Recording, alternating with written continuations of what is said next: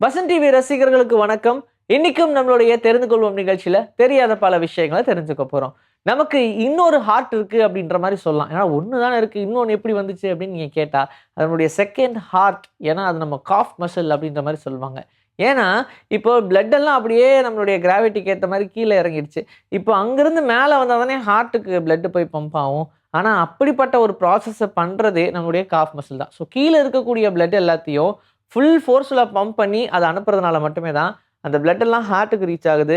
திரும்ப நம்ம பாடி ஃபுல்லாக போகுது. இந்த மாதிரியான ஒரு ப்ராசஸ் நடக்கிறதுக்கு காரணமே ஹார்ட் அப்படின்னு நம்ம சொன்னால், ஹார்ட்டுக்கே அந்த ப்ராசஸ் நடத்துறதுக்கு ஹெல்ப் பண்ணுறது இந்த காஃப் மசில் தான். அதனால தான் சொல்லுவாங்க இது நம்மளுடைய செகண்ட் ஹார்ட்னு.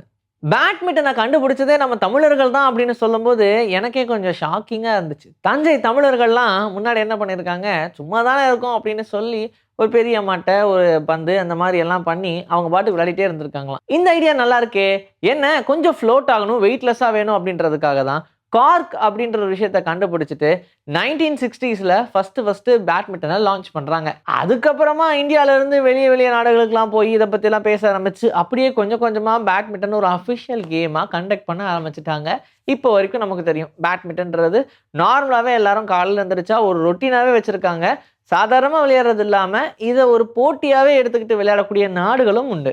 ஆக்டோபஸோடைய பிளட் ப்ளூ கலர்ல இருக்கிறதுக்கான ரீசன் என்ன அப்படின்னு கேட்டா, நம்ம எல்லாம் ஆக்சிஜன் அயன்ல இருந்து எடுக்கிறோம். ஆனா ஆக்டோபஸ் காப்பர்ல இருந்து எடுக்குது. அதனாலதான் அதோடைய பிளட் ரொம்ப ரொம்ப ப்ளூ கலர்ல இருக்கு அப்படின்னு சொல்றாங்க. ஆக்டோபஸ்க்கு இருக்கக்கூடிய அந்த 3 ஹார்ட்டை வச்சு இதை பம்ப் பண்ணி முடிக்கிறதுக்குள்ள போதும் ஆயிரும்னு வச்சுக்கோங்க. ஆனா அந்த ப்ராசஸ் ரொம்ப ஸ்மூதா ரொம்ப ரொம்ப ஈஸியாக நடந்துகிட்டு இருக்கு. ப்ளூ கலர்ல இருக்கக்கூடிய அதோடைய பிளட், ஏன் அதுக்கும் ரெட் கலர் இருக்கலாமே அப்படின்லாம் யோசிக்கலாம். ஆனா இந்த மாதிரியான காம்பினேஷன் மாறுறதுனால தான் பிளட்டோட கலருமே மாறுது. சரிங்க, நான் என்ன சொல்றேன், இந்த ப்ளூ ரெட் ரெண்டையுமே விட்டுருங்க. நம்ம ஹியூமன்ஸோடைய பிளட்ல இருந்து அயன் எடுத்துட்டு ஆக்டோபஸோடைய பிளட்ல இருக்கக்கூடிய காப்பரை எடுத்துட்டு பிளட்டை பார்த்தோம்னா அது எல்லோ டிரான்ஸ்பரண்டான கலர்ல தான் இருக்கும் அப்படின்னு சொல்றாங்க. ஸோ இப்போ நமக்கு கலர் கொடுக்கறதுக்கு காரணமே இந்த அயன் காப்பர் மட்டும்தான் சொல்லலாம். ஸோ பிளட் இந்த கலர்ல இருக்கிறதுக்கு அயன் காப்பரும் ஒரு பெரிய ரீசன் தான்.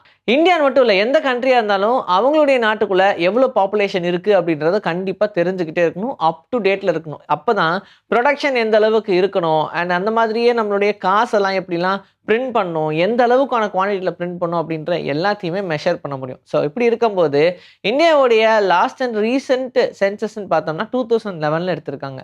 அப்போ 1,120,000,000 அப்படின்ற மாதிரி இருந்திருக்கு. ரீசெண்டாக எடுத்த சென்சஸ்ன்னு பார்த்தோம்னா 2011 எடுத்திருக்காங்க. அப்போ 1,210,000,000 அப்படின்ற மாதிரியான கணக்கில் இருந்திருக்கு. இப்போ மறுபடியும் சென்சஸ் எடுக்கணும் அப்படின்ற மாதிரி இந்தியன் கவர்மெண்ட் பிளான் பண்ணியிருக்காங்க.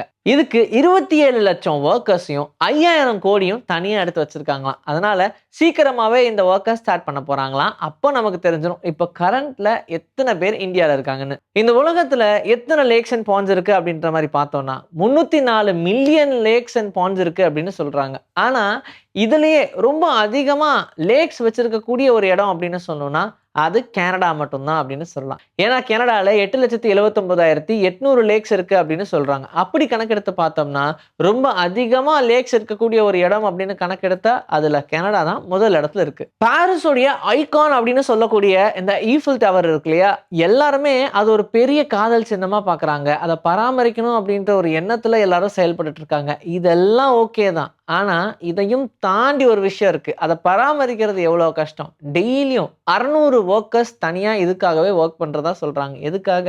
அதை பராமரிக்கிறதுக்காக, உள்ள இருக்கக்கூடிய விஷயங்களை சுத்தம் பண்றதுக்காக. இப்படி எல்லாரையுமே கணக்கெடுத்தோம்னா 600 பேர் அந்த ஈஃபில் டவருக்காக ஒர்க் பண்றாங்க அப்படின்னு சொல்றாங்க. இன்னைக்கும் நம்மளுடைய தெரிந்து கொள்வோம் நிகழ்ச்சியில தெரியாத பல விஷயங்களை தெரிஞ்சுட்டு இருப்பீங்க. இதே மாதிரி அடுத்த எபிசோட்ல உங்களை நான் வந்து சந்திக்கிறேன். Until then, this is bye from Vijayashree. Take care.